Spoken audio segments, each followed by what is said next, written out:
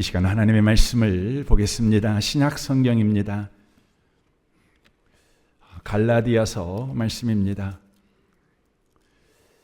신약 성경 308페이지입니다. 갈라디아서 5장입니다. 갈라디아서 5장 1절 말씀부터 6절까지 기록된 말씀을 보겠습니다. 기록된 말씀을 같은 목소리로 읽겠습니다. 읽으실 때 하나님의 음성을 듣는 복 있는 시간 되시길 바랍니다. 읽겠습니다. 그리스도께서 우리를 자유롭게 하려고 자유를 주셨으니 그러므로 굳건하게 서서 다시는 종의 멍에를 매지 말라. 보라, 나 바울은 너희에게 말하노니 너희가 만일 할례를 받으면 그리스도께서 너희에게 아무 유익이 없으리라. 내가 할례를 받은 각 사람에게 다시 증언하노니 그는 율법 전체를 행할 의무를 가진 자라. 율법 안에서 의롭다함을 얻으려 하는 너희는 그리스도에게서 끊어지고 은혜에서 떨어진 자로다. 우리가 성령으로 믿음을 따라 의의 소망을 기다리노니 그리스도 예수 안에서는 할례나 무할례나 효력이 없으되 사랑으로서 역사하는 믿음뿐이니라. 아멘. 함께 예배하는 모든 분들 가운데 이 말씀의 축복이 함께 하시기를 주님의 이름으로 축원합니다. 읽은 말씀에 의지해서 예배의 자유를 지키는 것이 곧 자유를 지키는 것이라는 제목으로 하나님의 말씀을 전하겠습니다. 오늘 본문 말씀은 그리스도가 주신 자유를 지키라고 말씀하고 있습니다. 그러면 우리는 이런 질문을 하게 됩니다. 그리스도가 주신 자유가 무엇입니까? 라고 질문하지요. 성경은 이렇게 대답합니다. 갈라디아서 4장 31절부터입니다. 그런즉 형제들아, 우리는 여종의 자녀가 아니요 자유 있는 여자의 자녀니라. 그리스도께서 우리를 자유롭게 하려고 자유를 주셨으니 그러므로 굳건하게 서서 다시는 종의 멍에를 매지 말라라고 말씀합니다. 그리스도께서 주신 자유는 바로 종으로서 인생을 사는 자가 아니라 아들로서 하나님께 거침없이 나아갈 수 있는 자유를 주셨다, 이렇게 말씀하고 있습니다. 인간은 에덴 동산에서 죄를 범하여 쫓겨난 이후 제사장과 제사 없이는 하나님께 나아갈 수 없는 자가 되었습니다. 거침없이 자유롭게 하나님께 나아갈 수 없는 자가 되었다고 하는 것입니다. 그러나 이제 예수님 때문에 하나님께 거침없이 나아갈 자유를 다시 얻게 되었습니다. 그래서 히브리서 10장 18절은 이렇게 말씀합니다. 이것들을 사하셨은즉 다시 죄를 위하여 제사 드릴 것이 없느니라. 그러므로 형제들아, 우리가 예수의 피를 힘입어 성소에 들어갈 담력을 얻었나니 그 길은 우리를 위하여 휘장 가운데로 열어놓으신 새로운 살 길이요 휘장은 곧 그의 육체니라. 또 하나님의 집 다스리는 큰 제사장이 계심에 우리가 마음의 뿌리를 받아 악한 양심으로부터 벗어나고 몸은 맑은 물로 씻김을 받았으니 참 마음과 온전한 믿음으로 하나님께 나아가자라고 말씀합니다. 예수께서 친히 대제사장이 되시고 희생 제물이 되셔서 제사를 드림으로써 하나님께 나아가는 새로운 길을 여셨다고 말씀합니다. 구약 성경에서는 대제사장만이 1년에 한 번 하나님께 나아갈 수 있었습니다.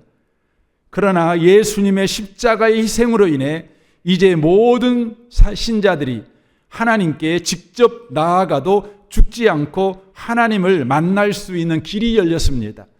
예수를 힘입어 하나님 앞에 나아갈 수 있게 되었다고 하는 것입니다. 이 진리를 이야기하고 있는 성경이 마태복음입니다. 구약 레위기서를 보면 부정한 자는 하나님께 나아갈 수 없습니다.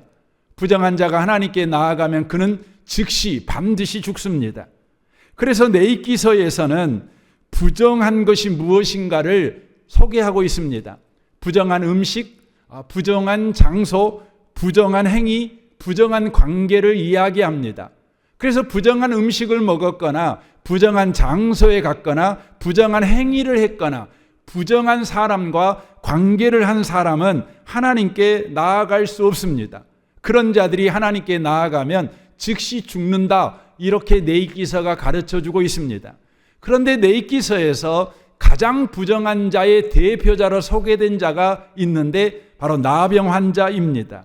나병 환자는 그래서 하나님이 임재해 계시는 성전에 나아갈 수가 없는 자입니다. 그런데 마태복음 8장을 보면 이 부정한 나병 환자가 하나님이신 예수님께 나아가게 됩니다. 그때 주변 사람들은 이 장면을 바로 관망하게 됩니다. 왜냐하면 예수님께서는 자신이 친히 하나님이라고 말을 한 까닭에, 만약에 예수님이 자신이 말한 대로 하나님이라면 부정한 자의 대표자인 나병 환자는 그 즉시 거꾸러져 죽어야만 합니다. 그러므로 사람들은 예수가 하나님이라면 저 나병 환자가 어떻게 될까? 죽을까? 살까? 만약에 산다면 예수는 친히 자기 자신이 하나님이라고 한 말은 거짓말이라는 것을 증명 아닌 꼴이 된다는 것을 사람들은 알고 있었습니다. 나병 환자가 하나님이신 예수님께 나아갑니다. 어떤 일이 일어났을까요? 죽지 않습니다. 사람들은 손가락을 들어서 예수님을 조롱합니다. 봐봐. 네가 하나님이라고 말도 안 돼. 네가 하나님이라면 부정한 자, 나병 환자는 즉시 죽어야 되는데 살았잖아. 그런데 그 다음에 놀라운 일이 일어납니다. 그 나병 환자가 고침을 받습니다. 하나님만이 나병 환자를 고치실 수 있습니다. 바로 나병 환자가 하나님이신 예수님께 나아갔는데 예수님 때문에 죽기는커녕 그가 구원을 받고 있습니다. 치유를 받고 있습니다. 하나님께 나아갈 자유를 부정한 자, 나병 환자가 지금 얻었다는 것이지요. 성경 마태복음은 그래서 그 다음에 계속해서 내입기서에서 부정한 자라고 말하는 자들을 계속해서 예수님 앞으로 데리고 나옵니다. 중풍병자가 나옵니다. 귀신 들린 자가 나옵니다. 세리가 나옵니다. 혈루병 걸린 여자가 나옵니다. 맹인이 나옵니다. 죄인들이 주님 앞에 나옵니다. 그런데 어떤 사람도 죽지 않습니다. 도리어 구원을 받습니다. 예수님이 하나님이신데 그 예수님 까닭에 하나님께 나아갈 자유를 얻습니다. 그래서 히브리서 4장은 이렇게 말합니다. 그러므로 우리에게 큰 대제사장이 계시니 승천하신 이 곧 하나님의 아들 예수시라. 우리가 믿는 도리를 굳게 잡을지어다. 우리에게 있는 대제사장은 우리의 연약함을 동정하지 못하실 리가 아니요 모든 일에 우리와 똑같이 시험을 받는 이로되 죄는 없으시니라. 그러므로 우리는 긍휼하심을 받고 때를 따라 돕는 은혜를 얻기 위하여 은혜의 보좌 앞에 담대히 나아갈 것이니라 라고 말씀합니다. 예수를 의지하기만 하면 하나님 앞에 담대히 나아갈 수 있는 자유를 얻게 되었다는 것이죠. 어떤 부정한 자도 어떤 더러운 자도 구약에서 말하고 있는 율법을 어긴 자, 간음한 자, 살인한 자, 도둑질한 자, 거짓말 친 자, 이 모든 자가 예수를 힘입기만 하면 하나님 앞에 나아갈 자유인이 되어 하나님 앞에 나아가 하나님과 친밀한 교제를 나눌 수 있는 자가 되는 복을 얻게 된다는 것이죠. 이것을 사도 요한은 이렇게 말합니다. 요한일서 1장 2절입니다. 이 생명이 세상에 나타나셨습니다. 이 생명이 누구일까요? 우리는 영원한 생명이 되신 그리스도를 직접 보았으므로 그분을 여러분에게 증언하며 전합니다. 사도 요한은 하나님이신 예수님을 만났습니다. 그런데 안 죽었습니다. 사도 요한이 어떤 사람입니까? 그는 우레의 자녀라는 바로 별명을 가진 포악한 성격을 가진 사람입니다. 자기 마음에 들지 않는 사람은 하늘에서 벼락이 내려서 다 죽어버리기를 원하는 사람이 사도 요한이었습니다. 그러나 이 사도 요한이 예수님을 만났습니다. 하나님을 만났습니다. 안 죽어요. 왜요? 예수님 때문에요. 그리고 그 예수님을 힘입어 하나님과 친밀한 교제를 하는 것이지요. 이게 너무너무나 놀랍다는 거지요. 이 자유, 이 은혜를 주신 주님, 이 주님을요 모든 성도에게 가르쳐주고 싶었어요. 그래서 그분을 여러분에게 증언하며 전합니다. 그분은 하나님과 함께 계시다가 우리에게 나타나셨습니다. 우리가 보고 들은 것을 여러분에게 전하는 것은 여러분도 우리와 교제를 갖도록 하기 위한 것입니다. 우리의 교제는 아버지와 그분의 아들 예수 그리스도와 갖는 교제입니다.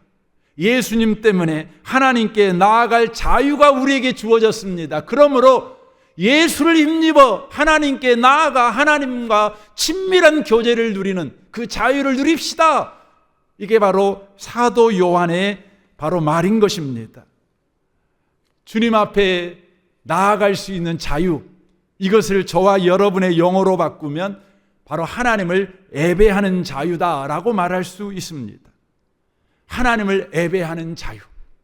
하나님은 저와 여러분에게 하나님을 예배하는 자유를 주셨습니다. 예수 그리스도가 십자가에 못 박히셔서 피 흘리셔서 가진 고난을 받으셔서 우리에게 주신 것이 있는데, 그것은 바로 하나님께 자유롭게 나아가는 자유, 하나님을 예배하는 자유를 주셨습니다. 왜 하나님은 예수 그리스도를 십자가에 못 박으셔서 저와 여러분에게 하나님을 자유롭게 예배하는 이 자유를 주셨을까요? 바로 그 이유는, 이 예배의 자유는 모든 자유의 시작이기 때문에 그렇습니다. 그런 의미에서 출애굽기는 단순히 애굽이라는 나라에서 탈출하는 이야기가 아닙니다. 왜냐하면 출애굽의 시작은 모세가 바로에게 가서 예배 드릴 자유를 요구하는 것으로부터 시작하기 때문에 그렇습니다. 출애굽기 5장 1절을 보겠습니다. 그 후에 모세와 아론이 바로에게 가서 이르되, 이스라엘의 하나님 여호와께서 이렇게 말씀하시기를, 내 백성을 보내라. 그러면 그들이 광야에서 내 앞에 절기를 지킬 것이니라 하셨나이다. 내 앞에 절기, 바로 예배를 말하는 것입니다. 내 백성을 보내어 하나님을 예배하게 하라. 이렇게 하나님께서 바로에게 요구하셨다. 이렇게 바로 모세가 말하고 있는 것입니다. 바로가 이르되, 여호와가 누구이기에 내가 그의 목소리를 듣고 이스라엘을 보내겠느냐? 나는 여호와를 알지 못하니 이스라엘을 보내지 아니하리라. 그들이 이르되, 히브리인의 하나님이 우리에게 나타나셨은즉 우리가 광야로 사흘기쯤 가서 우리 하나님 여호와께 제사를 드리려 하오니 가도록 허락하소서.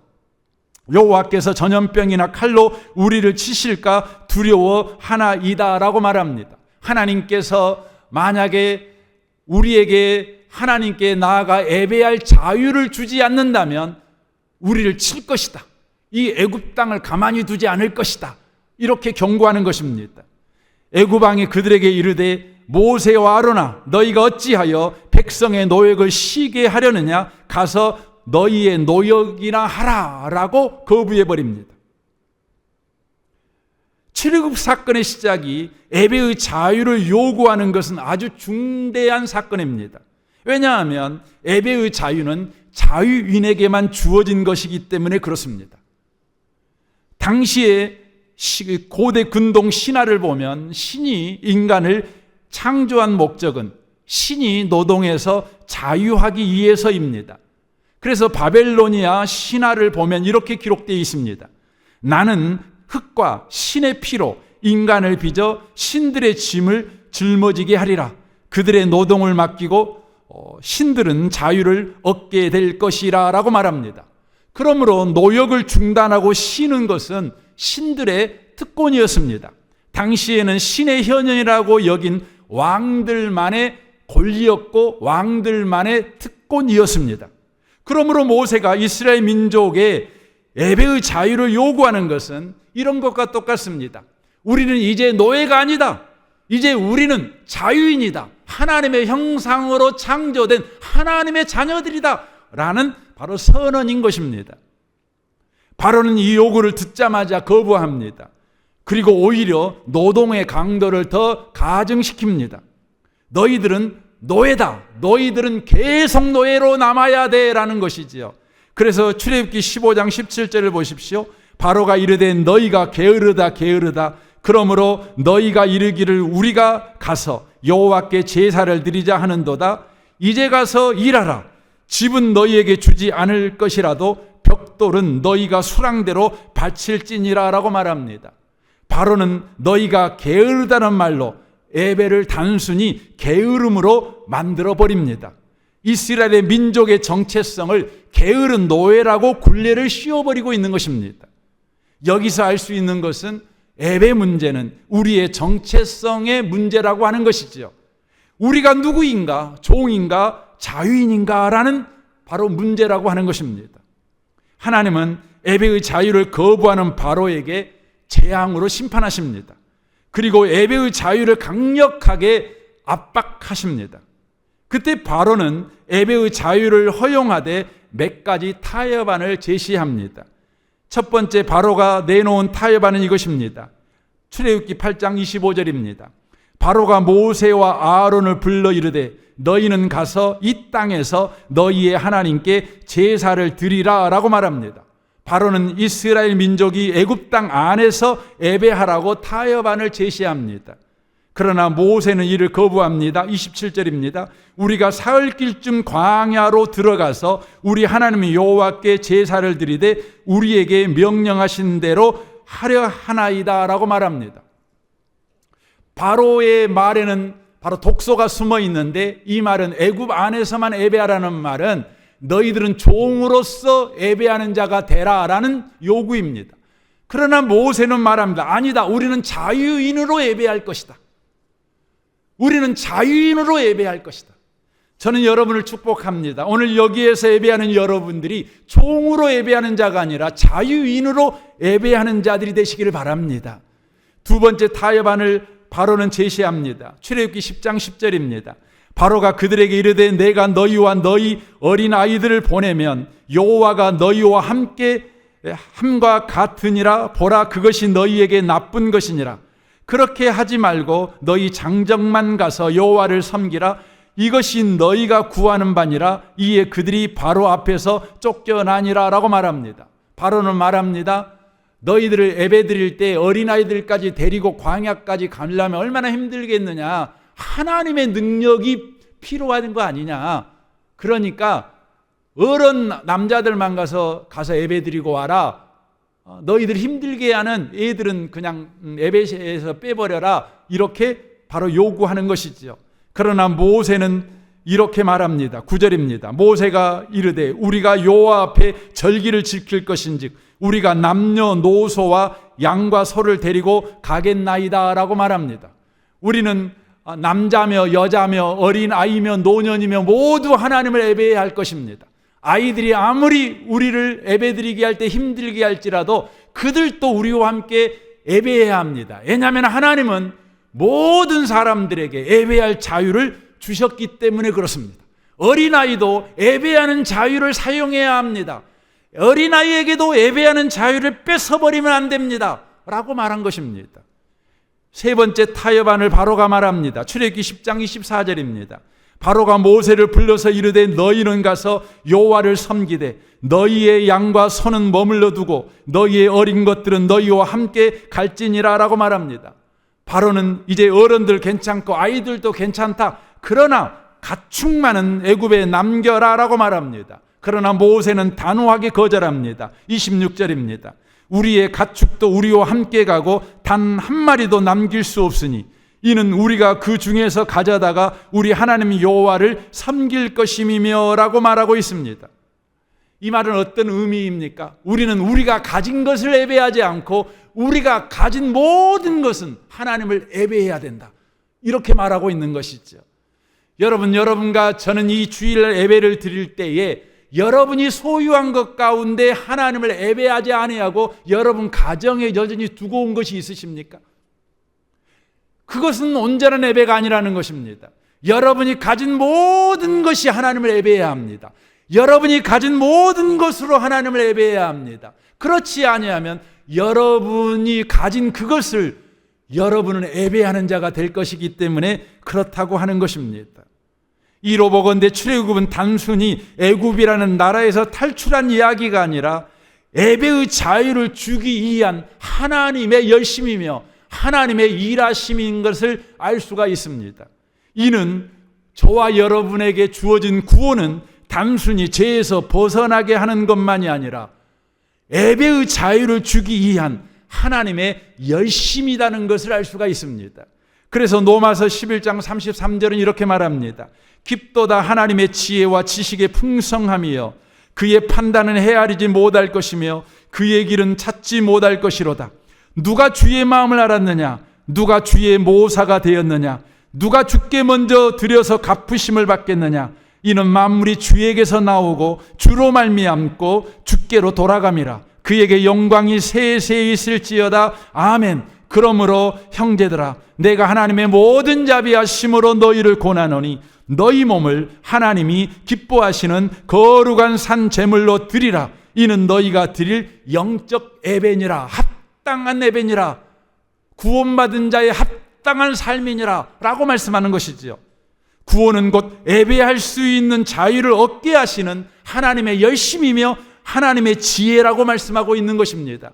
그렇게 주어진 예배이니, 그렇게 허락된 예배의 자유이니 그 예배의 자유를 지켜라, 이렇게 말씀하는 것이 성경의 핵심 메시지입니다. 그렇다면 여러분과 저에게 이런 질문이 생기죠. 왜 하나님은 그토록 우리에게 예배의 자유를 주시려고 하셨는가라는 질문을 하게 됩니다. 그 이유가 여기에 있습니다. 예배의 자유는 모든 자유의 시작이라는 것입니다. 예배의 자유를 얻으면 모든 것에서도 자유를 얻기 때문에 그런다는 것입니다. 그래서 하나님은 우리에게 예배의 자유를 주시려고 한 것입니다. 이것을 사탄도 잘 압니다. 그래서 사탄은 우리에게서 이 예배의 자유를 빼앗아 버리기 위해서 인류 역사 속에서 지금까지 역사하고 있습니다. 예배의 자유를 빼앗아 버리기만 하면 다른 모든 자유를 빼앗을 수 있기 때문에 그렇습니다. 1793년 프랑스 혁명을 성공한 혁명정부는 프랑스의 모든 달력을 바꿉니다. 저와 여러분이 쓰고 있는 달력은 그레고리역입니다. 그러니까 1월달이 31일, 2월달이 28일이거나 또 29일, 일주일은 7일, 이게 바로 그레고리역입니다.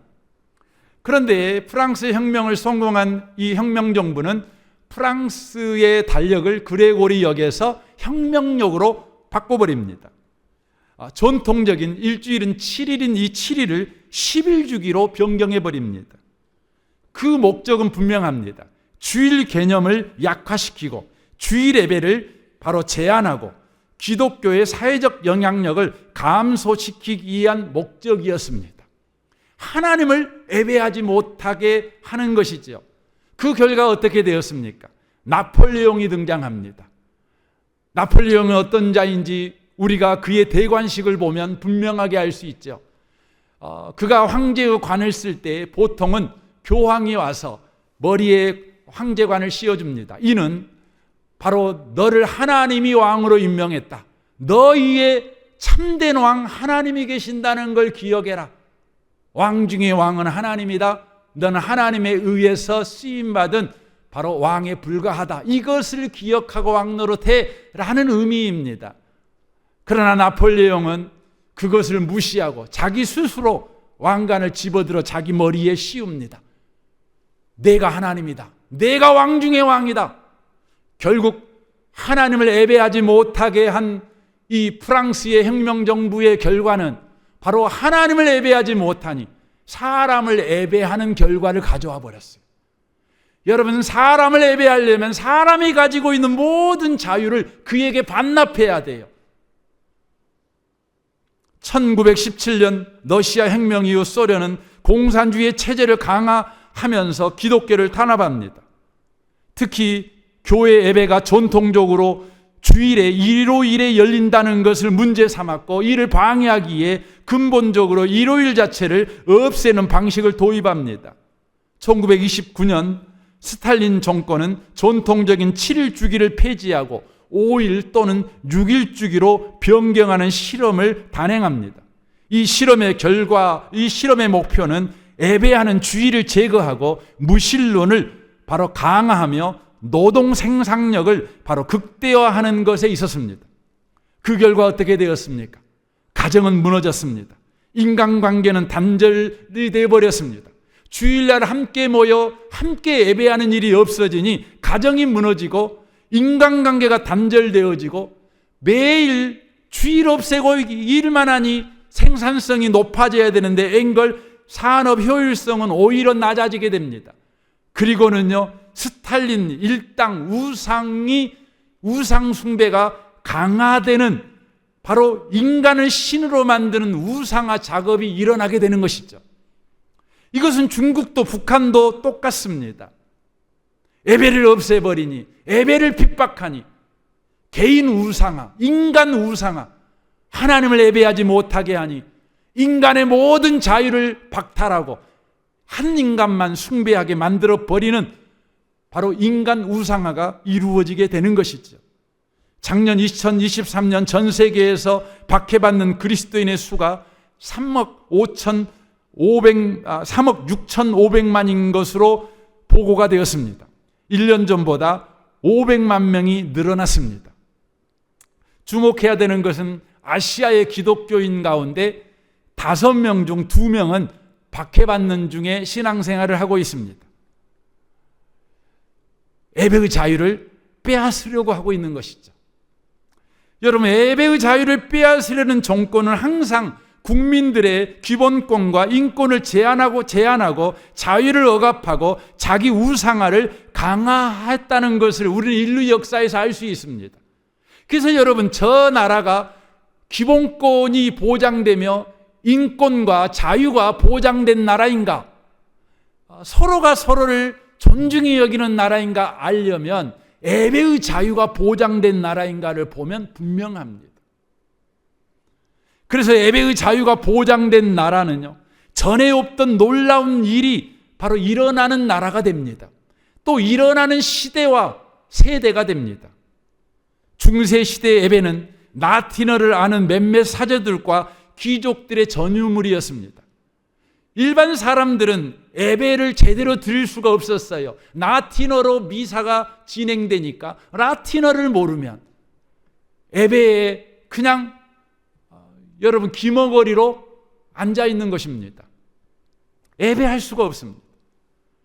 그리고 이 중세 시대는 이런 예배의 자유를 박탈함으로 인하여 사람의 자유를 억압하는 바로 시대였다는 것이죠. 그러나 1517년 마틴 루터의 종교 개혁이 일어나게 됩니다. 마틴 루터의 종교 개혁에서 가장 중요한 건 이겁니다.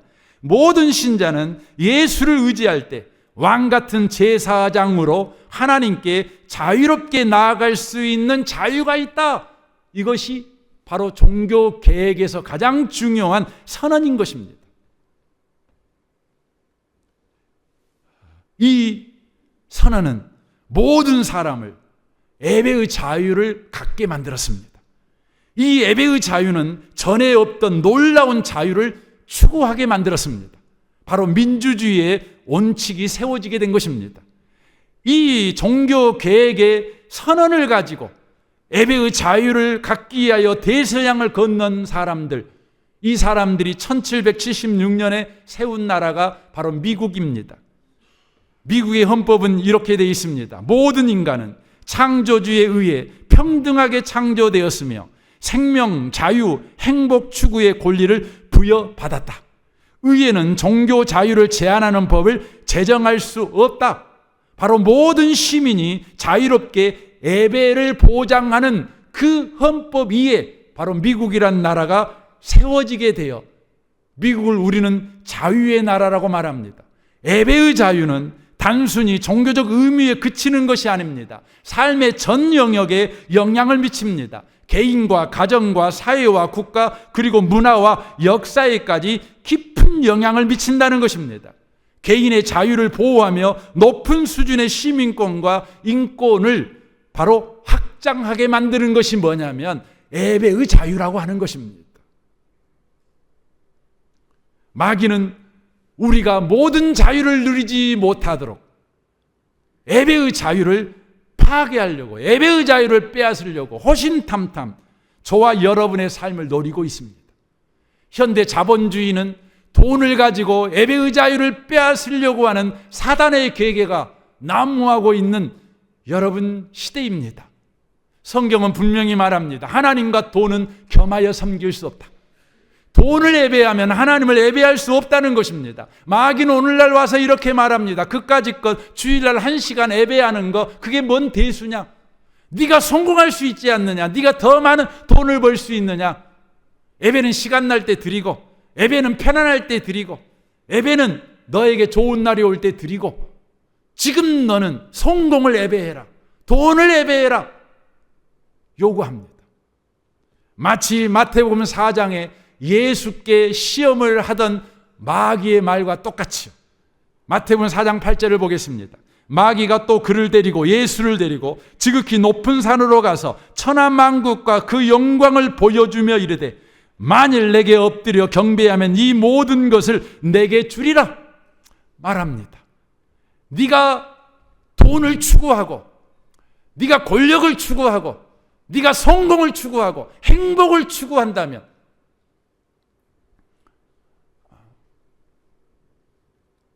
내가 너에게 다 주겠어 라고 말합니다.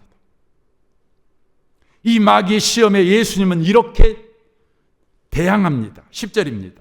이에 예수께서 말씀하시되 사탄아 물러가라. 기록되었을 때 주 너의 하나님께 경배하고 다만 그를 섬기라 하였느니라 라고 말씀합니다. 저는 여러분에게 도전하고 싶습니다.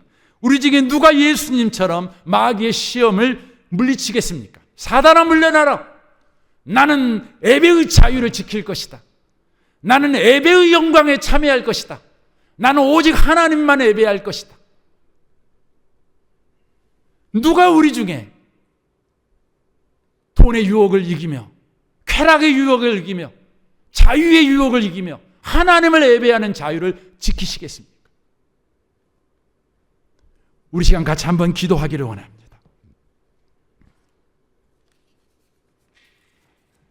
너무나 많은 사람들이 자유를 잃어버리고 삽니다. 염려의 종이 되어버립니다. 성공의 종이 되어버립니다. 쾌락의 종이 되어버렸습니다. 왜 그렇습니까? 예배의 자유를 마귀에게 팔아버려서 그렇습니다. 이제 우리는 사탄아 물러나라 해야 합니다. 하나님만 예배하겠다. 예배의 자유를 지키십시오. 예배의 자유는 모든 자유의 시작입니다. 예배의 자유를 호심탐탐 노리는 역사 속에 있었던 수많은 권력들, 사탄들, 그들의 노림수를 보십시오. 여러분과 저의 자유를 빼앗아버리는 것입니다. 여러분과 저의 존엄을 빼앗아버리는 것입니다. 여러분과 저의 행복을 빼앗아버리는 것입니다. 우리 하나님은 저와 여러분에게 예배의 자유를 주십니다. 아들까지 아끼지 아니하고 십자가에 못 박으셔서 피 흘리게 만드셔서 예배의 자유를 주십니다. 하나님께 거침없이 나아가는 자유를 주십니다. 바로 그것은 모든 자유를 주시기 위함입니다. 인간에게 존엄하며 인간은 얼마나 귀한 존재인지 그 인권과 그 기본권과 그 자유를 우리에게 허락하기 위해서입니다. 이 시간 여러분, 주님 앞에 그렇게 결단하며 결정하는 기도를 좀 했으면 좋겠습니다. 주님, 그렇습니다. 마귀의 시험에 넘어지지 않겠습니다. 예배의 자유를 빼앗기지 않겠습니다. 예배의 자유를 지키겠습니다. 모든 자유 지키겠습니다. 누리겠습니다. 우리 시간에 같이 한번 주님 앞에 그렇게 고백하는 시간을 우리 각자가 좀 가졌으면 좋겠습니다. 기도하겠습니다. 오 하나님 아버지, 주님 그렇습니다. 마귀는 오늘 또 예배의 자유를 빼앗으려고 합니다. 주님, 예배의 자유, 예배의 영광, 예배의 복을 빼앗기지 않게 하옵소서. 마귀는 오늘 또 성공을 가지고 많은 재정을 가지고 찬송하면서 주께도 나아가기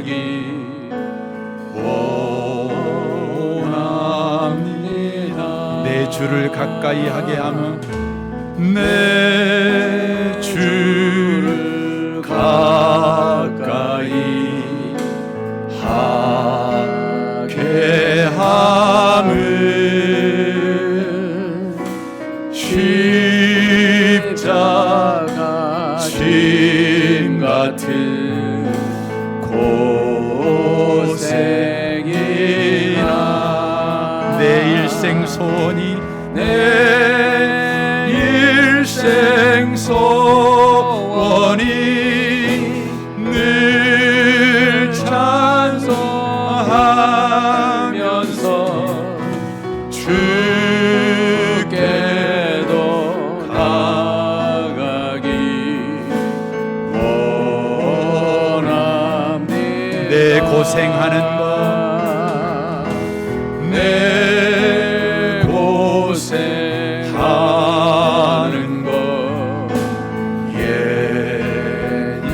예냐고비 돌베개 베고자 갔습니다. 꿈에도 소원이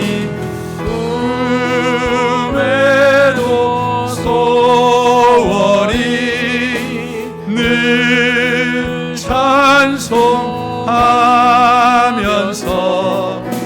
주께도 나가기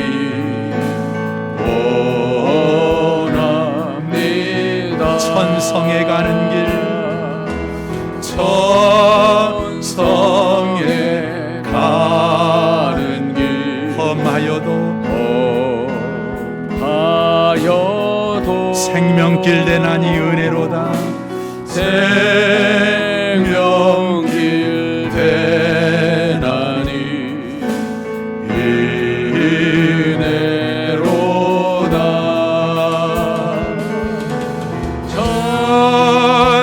천사날 부르니 늘 찬송하면서 주께도 나가기 원합니다. 야곱이 잠 깨어 일어나는 야곱이 잠 깨어 일어난 후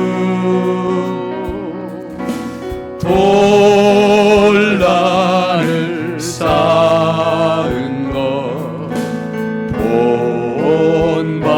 본받아서 숨질 때도록 늘 찬송하면서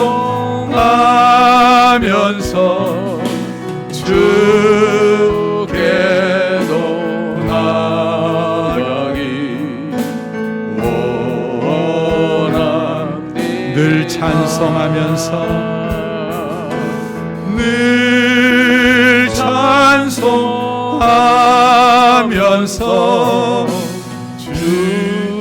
주께도 나가기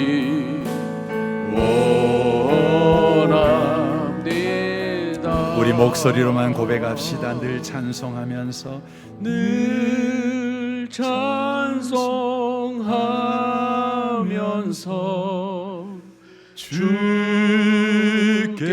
주께도 나가기 원합니다. 한 번만 더 고백합시다. 늘 찬송하면서 늘 찬송하면서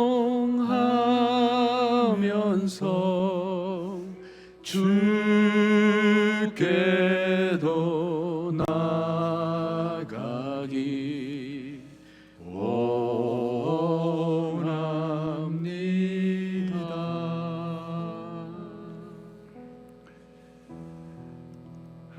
주님은 그토록 우리에게 예배의 자유를 주시려고 하셨습니다. 마침내 예수를 십자가에 피 흘려 죽게 하심으로 하나님께 거침없이 나아가는 예배의 자유를 주셨습니다.